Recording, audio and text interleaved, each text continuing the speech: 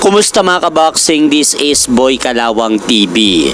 So, ipinakilala na po mga idol ni former 3 Division World Champion John Riel Casimero ang kanyang mga naging ka-sparring partner na Japanese boxer sa bansang Japan para sa paghahanda nito sa kanyang papalapit na laban ngayong darating na October 25 sa bansang Kyrgyzstan kontra sa makakalaban nito na Japanese boxer na si Kyonosuke Kameda. At dahil po sa larawan na yan mga idol na ibinahagi ni Cuadro Alas sa kanyang social media account, makikita po natin napakatangkad nga po ng dalawang Japanese boxer na sparring partner ni John Riel Casimero na ibinigay sa kanya ng kanyang promoter na si Koki Kameda para sa nalalapit niyang laban.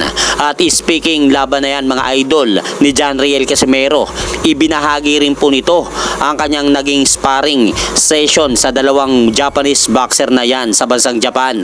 At dito sa isang kuha ng video sa sparring ni Cuadro Alas, makikita po nating medyo nahirapan pong makapagpatama ng solid na suntok itong Japanese boxer kay John Riel Casimero sa kanya. At sa kabilang kuha naman po mga idol ng video ng sparring ni Cuadro Alas, isang Japanese boxer ulit ang naka-sparring nito.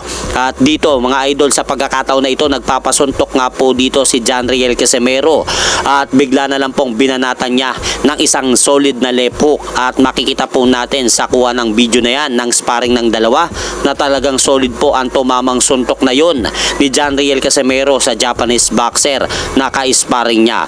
Yun nga lang po mga idol ay hindi po nila ipinapakita ng buo ang video ng sparring na yan dahil baka magamit pa ng Japanese boxer na makakalaban niya sa darating na October 25 at mapag-aralan pa nila ang galawan na yan ni John Riel Casimero. Dahil kung susumahin po natin, halos mahigit 3 linggo pa ang natitira bago sumapit ang laban ng dalawa sa ibabaw ng lona. Kaya nag-iingat lang po mga idol ang kampo ng ating kababayan na si Cuadro Alas sa mga ginagawang pag-iensayo nila sa boxing gym dyan sa bansang Japan.